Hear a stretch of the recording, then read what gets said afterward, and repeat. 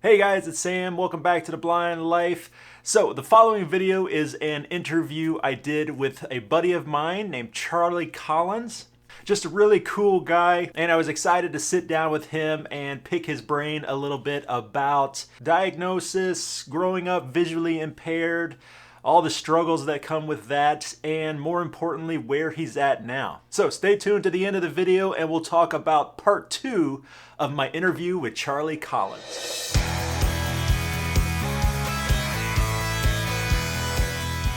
I wanted to sit down and just kind of have like a less formal video with Charlie. I've been talking about him several times in other videos, and we have a lot in common. Charlie also has Stargardt's disease and grew up legally blind just like me, right around the same age.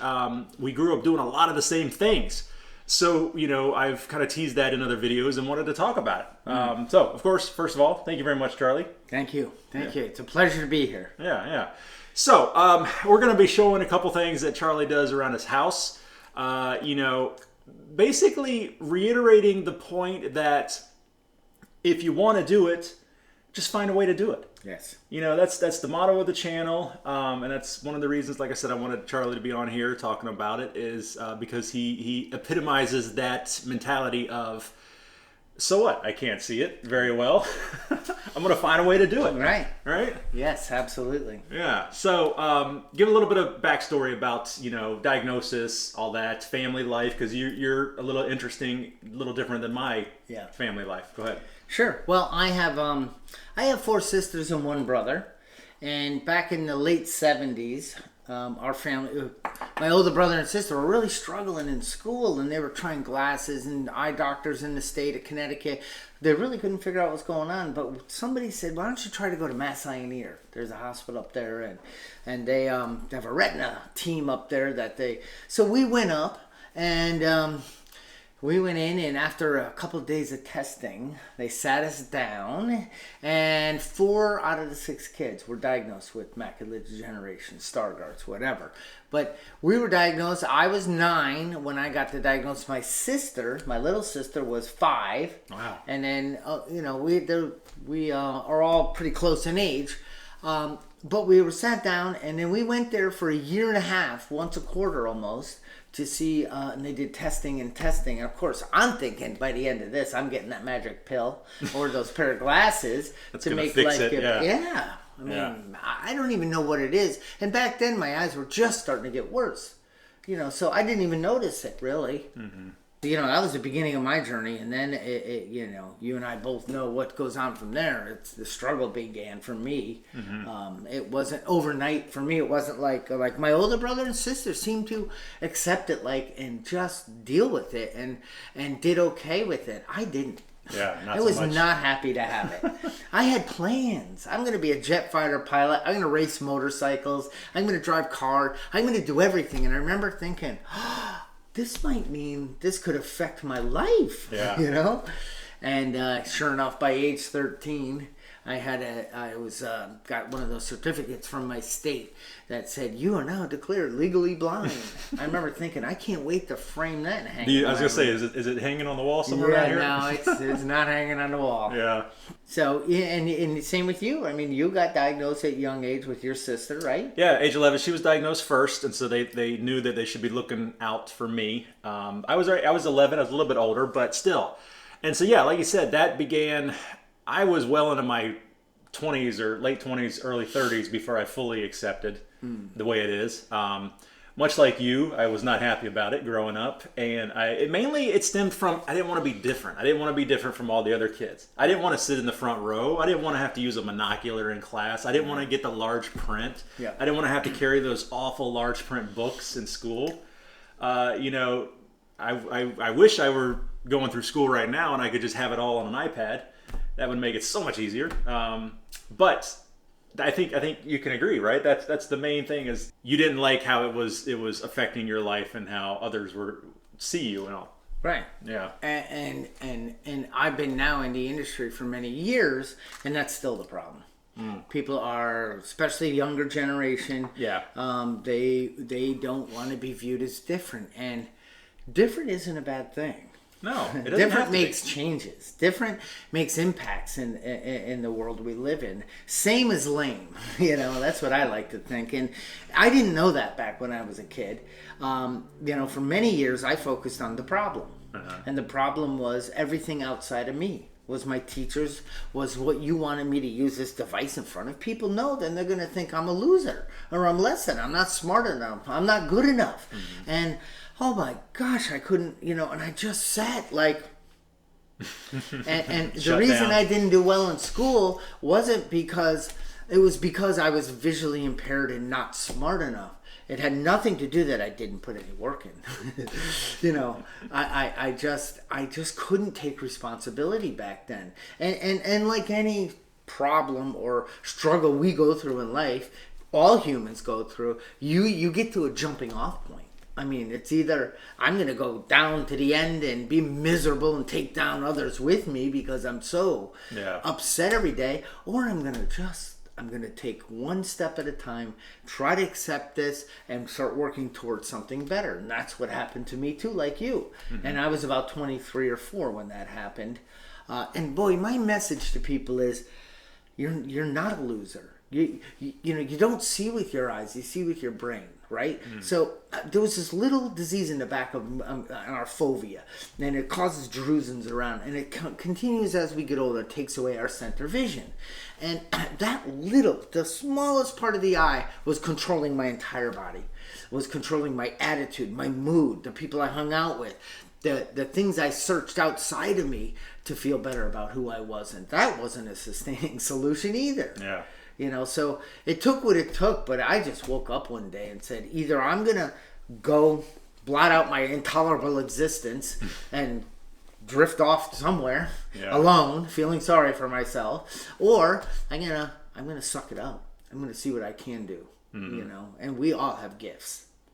I didn't see my gifts back then. Yeah, and you just have to adapt. Yeah. You have to discover what your gifts are, identify those, and make it work with the vision impairment.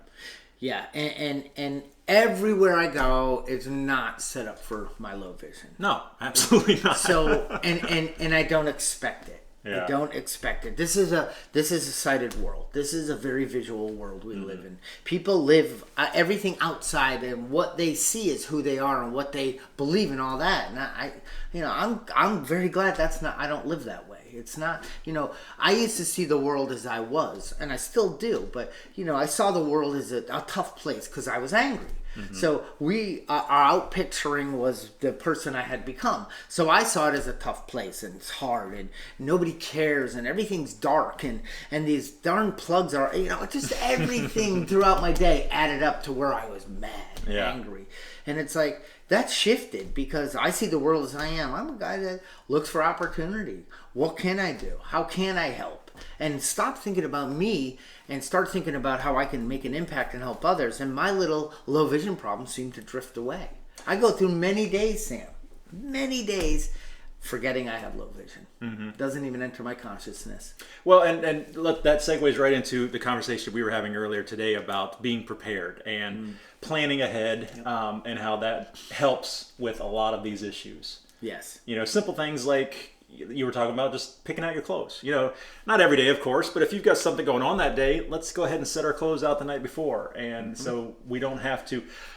the main thing is trying to find stuff and, where are my shoes? Where's my sunglasses? It's like, create the systems where those sunglasses are put in the same place each time so that we don't have to hunt for them all around the house and we don't get frustrated and that ruins the whole day because we're angry we couldn't find our sunglasses this morning. Yeah.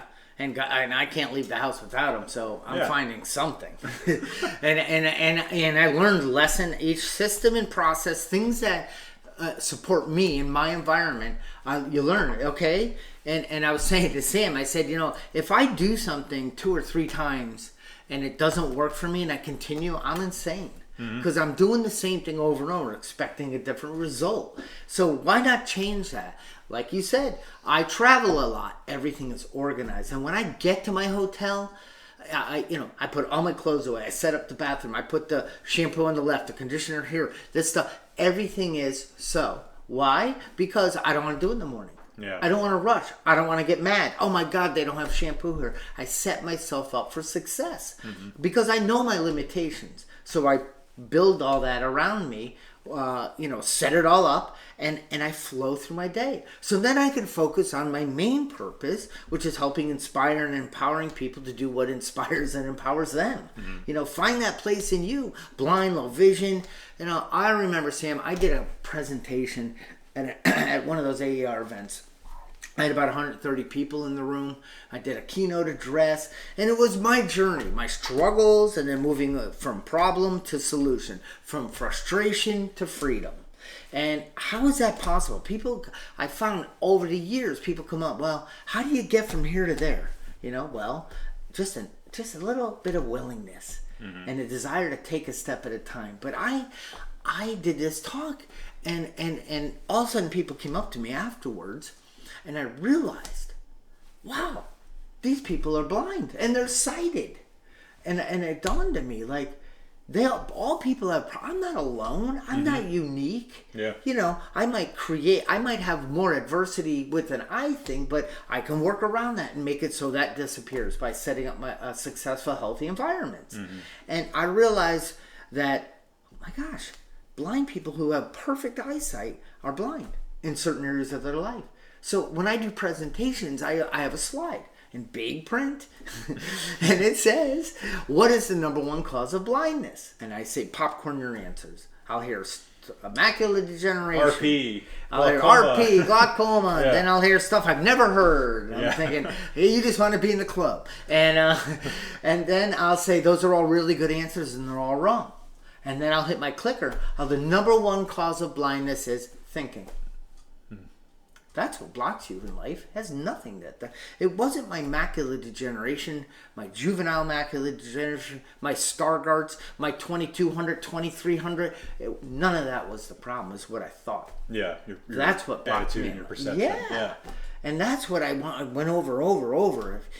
Is it possible? Do you just happen to see it? Do you have an ounce of willingness, something to start stepping through that fear? And because the other side is beautiful.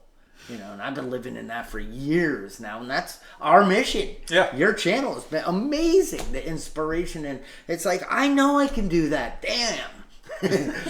And one thing, too, I want to stress is that, like you said, it takes incremental steps. Yes. Nobody's going to go from point A all the way to point Z. No. You got to go through the whole alphabet to get there. Yeah. And one example you gave earlier when we were talking about setting yourself up is you were saying, if I go into this pantry 6 times and I get mad because it's so dark in this closet and I don't do anything about it, I don't put in some kind of light that turns on when I open the door, then I'm just, it's my own fault, Yeah. That's a great example too. My house, the lighting. Yeah, it's got lighting everywhere. Yeah, my garage is well lit. Up the stairs, you've got lights on the banister. Yeah, and it's triggered by motion. So it's all about, think about what's around you, think about your environment, and set it up for success. It's the number one thing. Clean your bedroom, clean your closet, clean the areas, because I don't want to be frustrated. It can be, I can go to plug a cable in somewhere, and I fall into frustration because I don't have the right tool, I don't have a light. I'm trying to do it by feel. I can't get my head around the back. And now I feel my teeth coming together. Watch out. Do not enter the room. The dog runs away because it knows. It feels my negative energy because all of a sudden I drop that. This isn't fair. These people are idiots. They don't know how to make these things. I'm starting to blame. So what happened was, like you and I mean, gosh, we've been just chatting it up, but we take responsibility. I cannot blame my wife, my children, my dog, or somebody who built the house, right? Yeah, I mean, right. Because all you need to do is a simple solution: put in a power strip that's more accessible. Yes. For that particular that situation. has high contrast. Put it up high so you're not. I mean, it's just think and then join a community. Watch Sam's videos. You know what I mean? Yeah. And you learn tricks over the years that make things better. And that's what's been my success is because it's allowed me to become the guy I'm becoming. I don't know if I've gotten there, but I keep working towards it. The journey never finishes, right? No. Yeah. You know, once I cleared away the problem, which was the energy, the negativity, the like the frustration I felt. Once that kind of lifted, I started getting these. Hey, I could do this and I could do that. You know, like the ideas, the inspiration started coming to me. I was like, whoa. But it wasn't all the years because I wasn't allowing it to. So now, you know, I wrote a book, Tripping into the Light. Get it? And, you know, and it's my journey, my struggle to the solution to a good, useful life, you know, of meaning and purpose. And that was my thing. My meaning and purpose was to be angry and the point you should have made my life better. Sam can't make my life happy. You know, I need to do that. Yeah. And it's through right action, you know. So I just amazed that, I mean, you and I are just getting started. I don't know this journey, but I keep moving towards where I see I can be of service to. Okay guys, I hope you enjoyed that video. Stay tuned for part 2 where we go outside and we check out some of Charlie's hobbies. It's pretty cool. I think you guys are gonna like it a lot, so definitely stay tuned for that. I'll have a link for that in the description down below, and also down there will be all the contact information to get a hold of Charlie if you would like to. Huge thank you to Charlie for doing the video with me. Huge thank you to you guys for watching. If you need anything, let me know in the comments down below. As always, Sam with The Blind Life. I'll see you next time.